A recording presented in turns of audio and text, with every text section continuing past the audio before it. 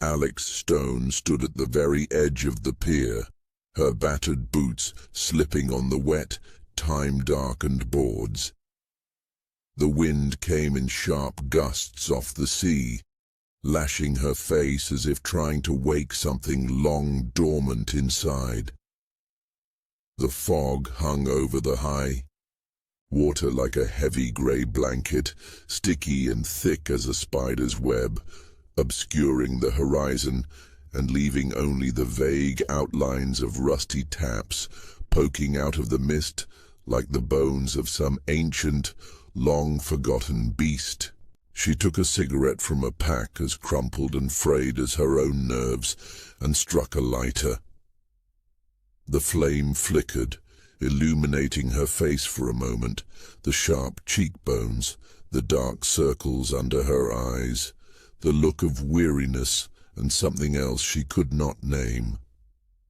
The fingers were shaking, not from the cold, but from something that was sitting deeper under the skin, like a splinter that could not be pulled out.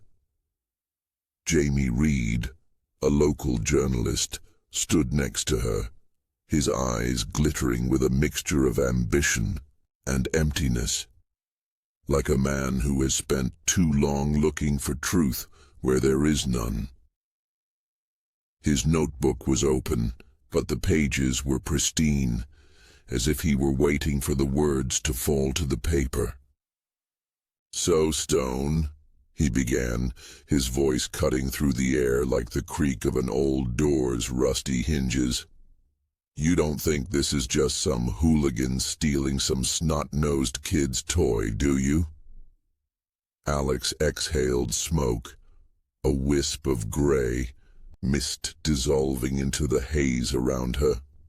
Her gaze slid over the pier, where yesterday there had been children laughing, where small figures ran around screaming and squealing, and today there were only dirty boot prints and a piece of yellow police tape fluttering in the wind like a forgotten toy. "I don't think it's any of your damn business, Reed," she snapped, her words as cold and harsh as seawater lapping underfoot. Jamie chuckled, his lips twisting into a crooked grin that resembled the old scar he liked to show anyone who would listen to his tales. "You've always been like this, Alex.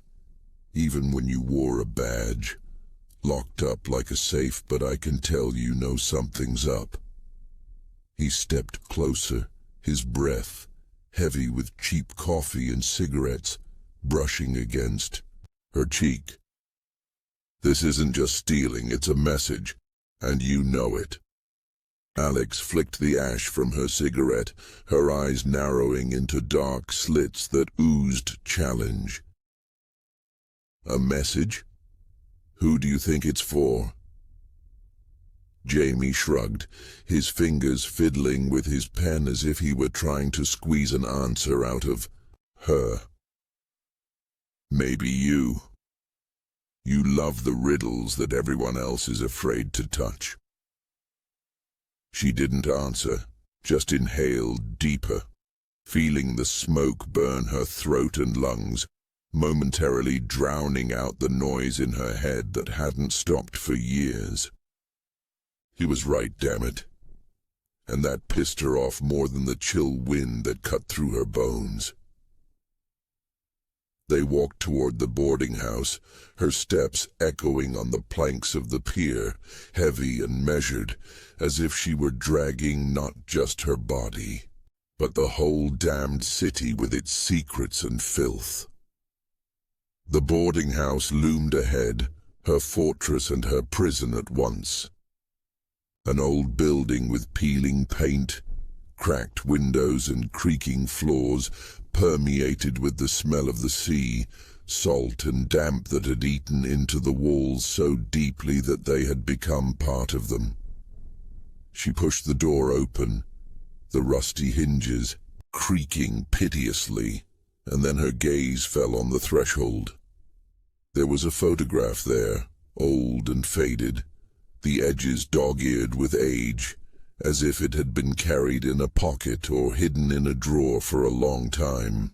Alex leaned over, her fingers hovering in midair before touching the paper, her heart suddenly pounding like a hammer hitting an anvil.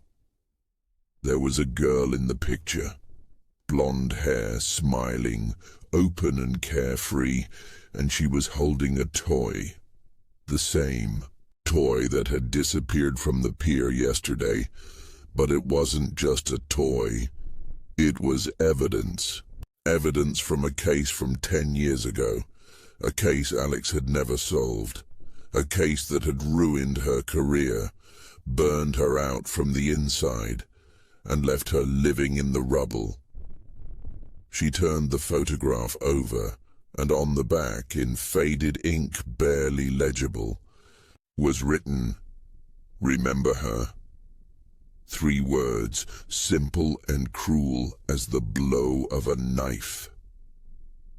Alex froze, her fingers gripping the paper so tightly that it cracked, threatening to tear.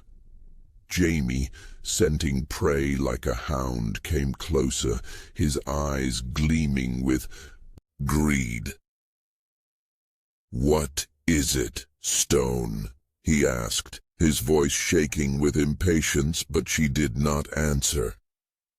She stood still, listening to the sea outside the window whisper its eternal threats, the waves crashing against the pilings of the pier, and she knew that the past she had tried to bury had returned.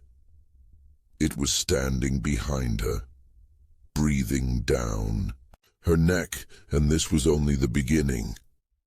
A storm rose inside her, a mixture of anger and fear and something else she couldn't name.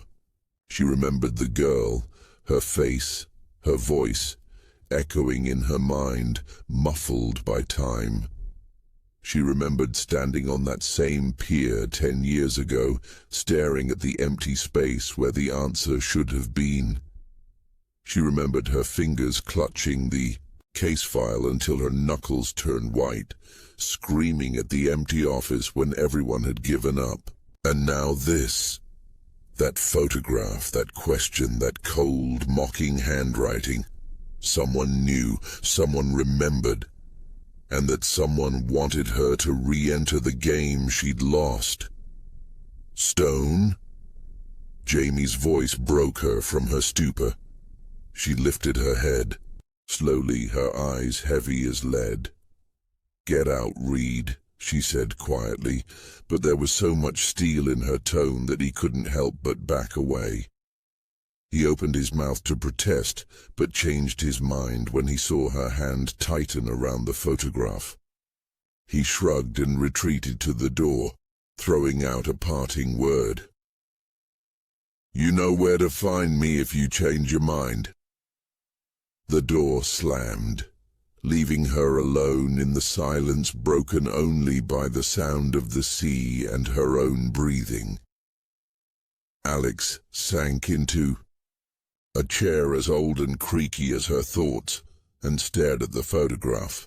Her fingers were shaking, but not from the cold or the memory anymore, from rage. Whoever it was, they had picked the wrong woman to play their games with. She would prove it, if it was the last thing she did. Alex clenched the key in her fist, its rusty teeth digging into her skin, but she didn't notice the pain, only the cold that spread through her veins like seawater seeping through the cracks of a pier. The name Lucas on the keychain was a shot in the dark, and she knew it was no accident. Someone was digging through her past, pulling bones from the grave she'd filled with her own hands. She slammed the door, her breath hitching, but she forced herself to brace herself. Weakness was a luxury she'd long since thrown overboard. Jamie sat at the table, his coat still raining on the floor, his eyes watching her like a hawk watching for prey. "What is this?" he asked, nodding at the key. Alex dropped it on the table, the metal clanking against the wood like a coin dropped into a well. "The past," she said, her voice cold as steel. Jamie raised an eyebrow but didn't probe further. He knew she had boundaries she didn't want to cross, or she'd lose her fingers. She picked up the girl's photograph again, her fingers fiddling with the edges until the paper began to crack. "These aren't just thefts," she said, her gaze fixed on the wall where the shadows flickered in the lamplight. "The ring, the toy, that key, someone is weaving a web, and I'm not a guest but bait." Jamie leaned back in his chair, his fingers drumming on the table.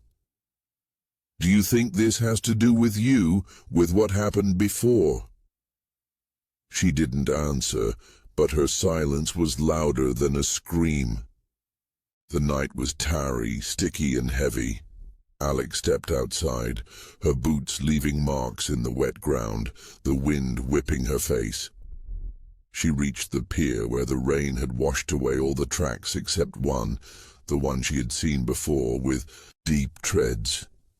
She crouched, her fingers brushing the mud, and something glinted in the moonlight. A small shard of glass, green like the bottle she had broken the night Lucas died. Her heart pounded like a drum, and she knew it wasn't just evidence. It was a message. The next day the boarding house was buzzing with rumors.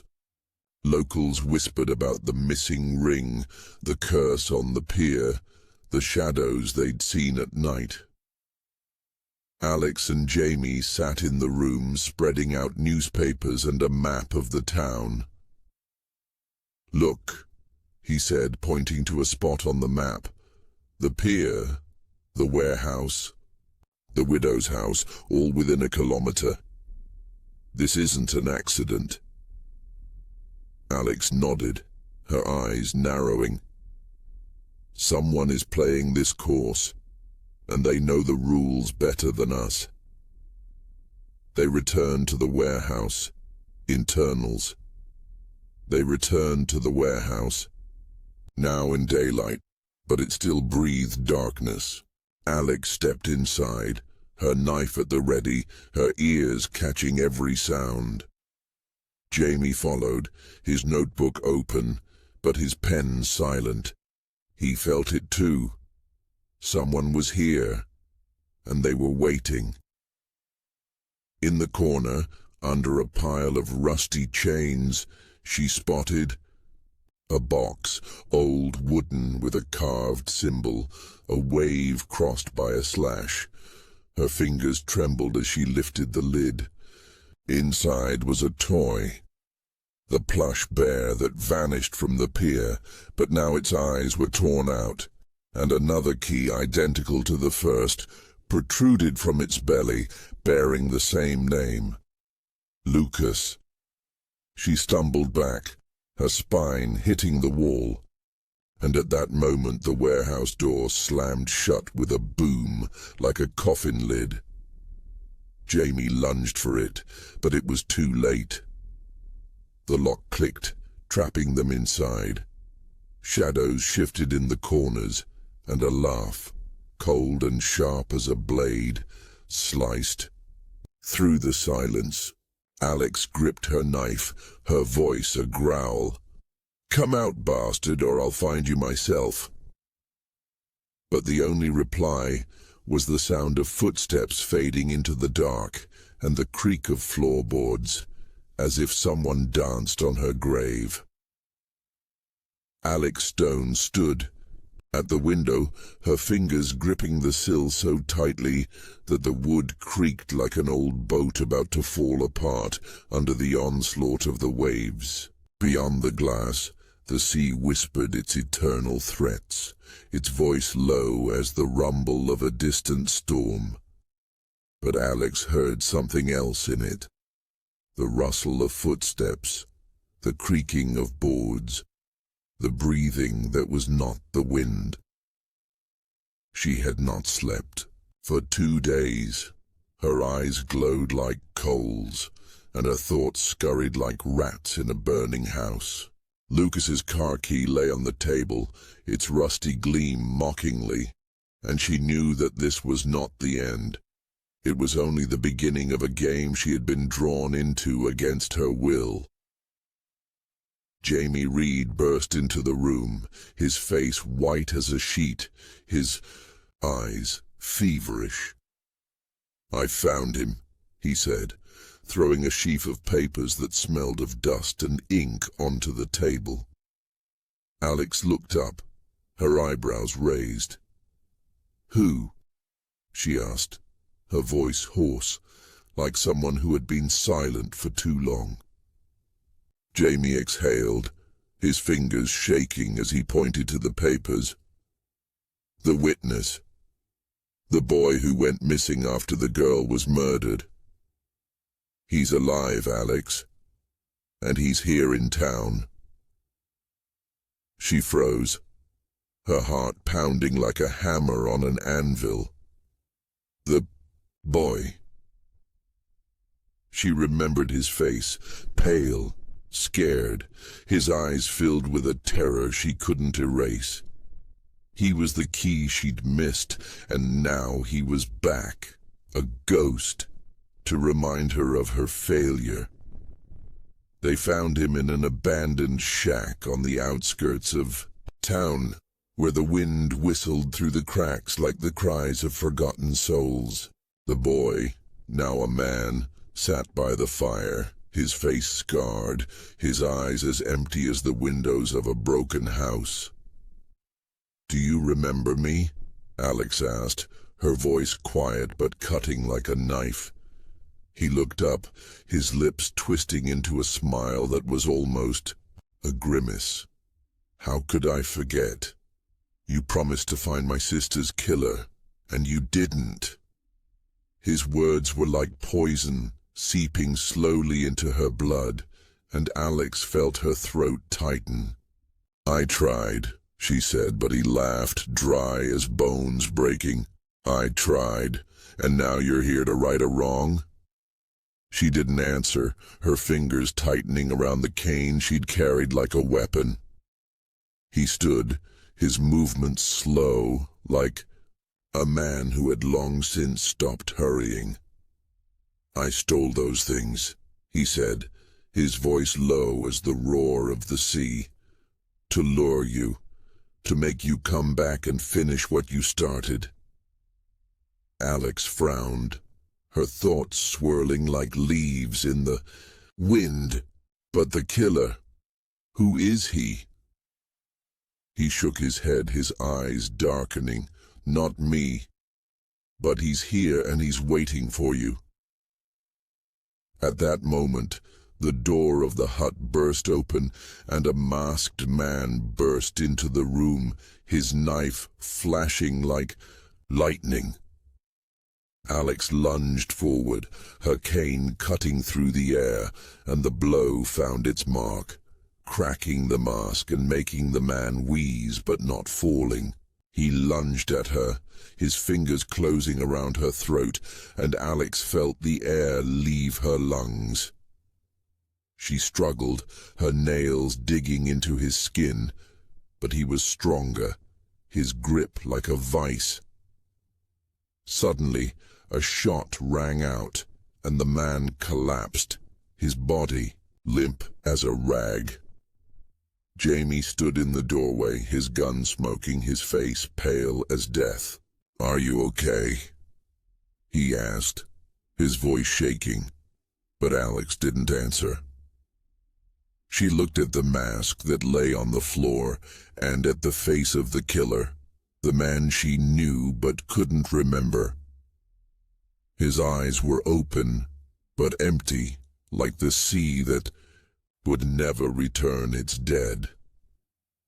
The darkness was creeping into Alex Stone like seawater into a cracked ship's hull, slowly but surely, filling all the empty spaces where hope had once lived. She stood on the threshold of her boarding house, her fingers still clutching the shard of mask she had torn from the face of her attacker in the cabin. His eyes, empty and cold as a dead fish washed up on the beach, still stared at her from memory, but his name was slipping away like a shadow in the fog. She knew him, but she couldn't remember, and this hole in her past was like a wound that bled but refused to be stitched up.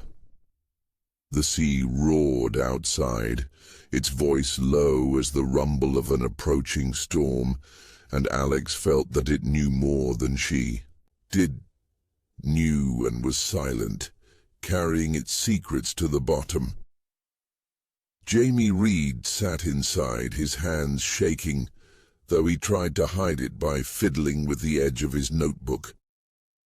The smell of gunpowder still clung to his coat, a reminder of the shot that had saved her life, or maybe just delayed the inevitable. "Did you see his face?" he asked, his voice hoarse, like a man who had just emerged from a nightmare. Alex didn't answer, her gaze fixed on the shard of his mask, black and smooth as obsidian.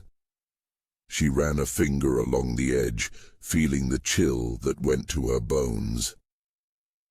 "I knew him," she said at last, the words falling into the silence like stones, into a well, echoing in her own mind. Jamie leaned closer, his eyes gleaming with hunger, like a dog's scent of blood. "Who was he, Stone? Tell me the name." But she shook her head, her lips pressed into a thin line.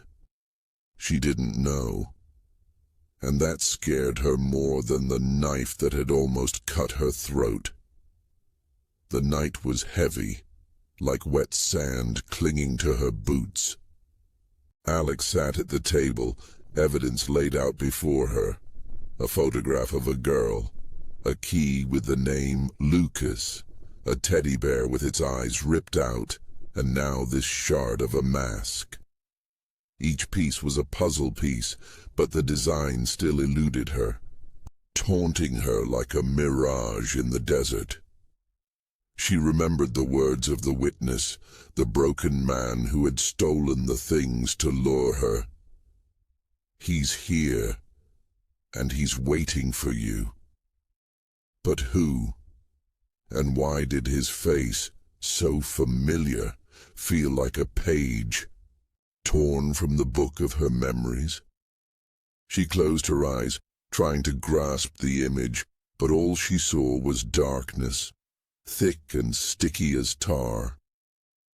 Jamie burst into her thoughts, his steps like hammer blows. "I found something," he said, tossing a yellowed newspaper onto the table. The headline read, "Tragedy on the Pier. 10-year-old murder remains unsolved." Alex picked up the paper, her fingers running over the rough lines, even though she knew every word. This was her case, her failure, her cross to bear. But Jamie pointed to a photograph in the article, a blurry shot of a crowd gathered at the crime scene. In the corner, almost unnoticed, stood a man, his face partially obscured by shadow, but his eyes, the same eyes that had looked at her in the cabin. "Is that him?" Jamie asked, his voice shaking with excitement. Alex nodded, her throat tightening as if someone had tightened a noose. "But who is he?" she whispered, the question hanging in the air like smoke that wouldn't clear. They decided to dig deeper, and that meant going back to where it all began, the pier.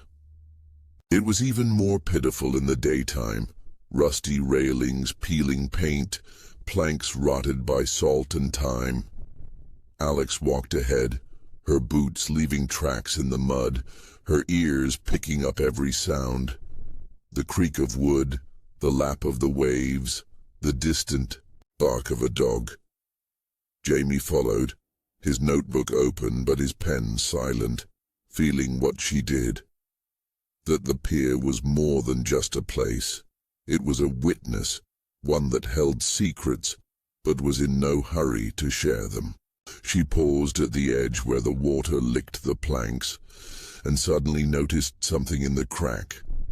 A small keychain, darkened by time, engraved with a name, Lucas. Her fingers trembled as she picked it up, and at that moment she heard a rustling sound behind her. Not the wind, not the waves, but footsteps, slow and heavy, like those of a man who knows he cannot be stopped.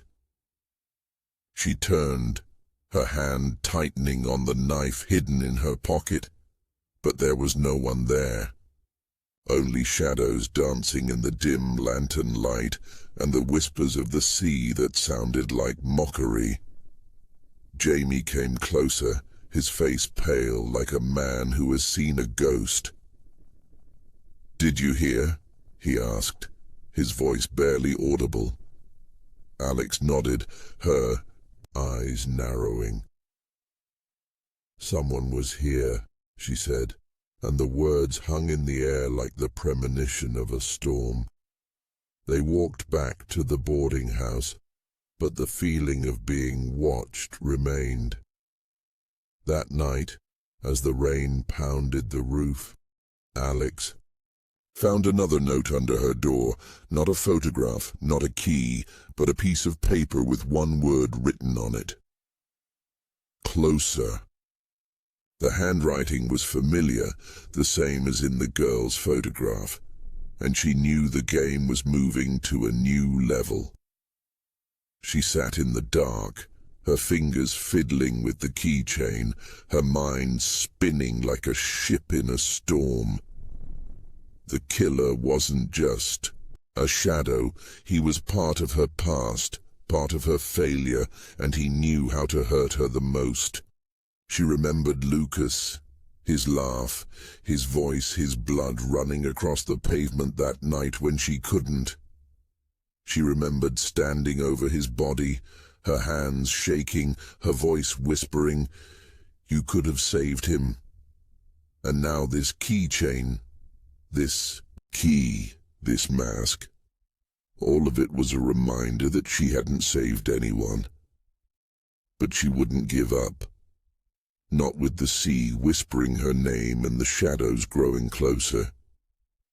Jamie was asleep on the couch, his breathing ragged like a man afraid to wake. Up, Alex stood, her steps as silent as a cat, and went to the window. She couldn't see the light from the lanterns, but she could feel their warmth, their trembling as if they, too, knew something was coming. She opened the window, and the wind blew in, bringing with it the smell of salt and rotting seaweed. Somewhere out there in the night, the killer was waiting, his footsteps quieter than the whisper of the waves but louder than her fear. And Alex knew the next move was hers. Alex Stone felt the darkness closing in around her, like a sea about to swallow her whole. She stood in her room, her fingers wrapped around a note with one word on it, closer, and the paper shook like a leaf in the wind, betraying the fear she was trying to suppress. The sea outside her window growled, its voice low as a death rattle, and in the sound she heard echoes of her past. Lucas's laughter, the girl's scream, the screeching of tires on the night everything had fallen apart. The evidence lay before her. A photograph, keys, a teddy bear with its eyes ripped out, a shard of a mask.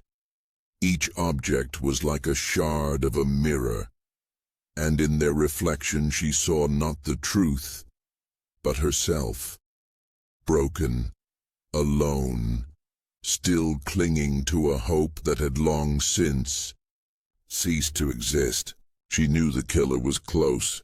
His breath was almost tangible, like salt on her lips, and this game ended here and now. Jamie Reed burst into the boarding house, his face as gray as ash, his eyes feverish. "I know who he is," he blurted, tossing a folder onto the table that smelled of dust and old ink. Alex looked up, her brow raised, but her insides coiled like a spring. "Speak," she said, her voice hoarse, like someone who had held the words in for too long. Jamie opened the folder, his fingers shaking as he pointed to the photograph. The man's face, the same one whose eyes had looked back at her in the cabin. "His name is Nathan Crowe. Ex-cop. Worked with you on that case. He was on the pier the night the girl was killed." Alex froze, her heart pounding like a hammer-breaking stone. Nathan. The name came up like a body from the depths, and with it came images.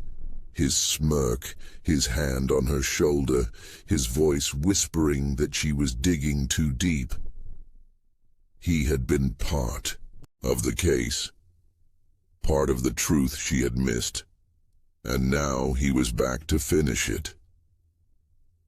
She remembered how Nathan had disappeared after the case, his name erased from the records as if he had never existed.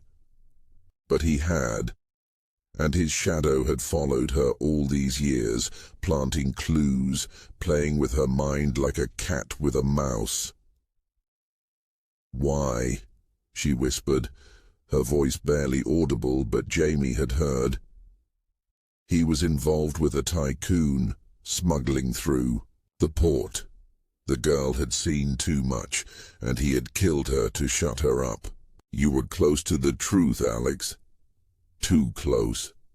So he retreated into the shadows, but he didn't forget. She clenched her fists, her nails digging into her palms, leaving bloody crescents. Nathan didn't just kill, he took revenge, and everything he stole was his way of reminding her that she had failed. They decided to meet him on his field, the pier where it had all started. The night was pitch black, and the rain lashed the planks, drowning out everything but the sound of the waves. Alex walked ahead, her knife tucked up her sleeve, her ears alert to every sound. The creak of wood, the lapping of water, the distant bark of a dog. Jamie followed, his gun shaking in his hand, and she knew he was afraid but would not back down, his ambition stronger than his fear. The pier was empty, but Alex could feel him, Nathan, his presence, like a cold breath on the back of her neck. She stopped at the edge where the water licked the planks, and suddenly she heard a rustle. Not rain, not wind, but footsteps, heavy and sure, like a man who knows he has won. "You came," the voice said, low and sharp as a blade. Nathan stepped out of the shadows, his face lit by the dim light of the lantern, and Alex saw his eyes, the same ones that had looked at her in the cabin, full of hatred and something else she couldn't understand. "You've always been stubborn, Stone. That's what will destroy you." She gripped the knife, her voice hard as steel. "Why, Nathan, why now?" He laughed, the sound dry as bones breaking.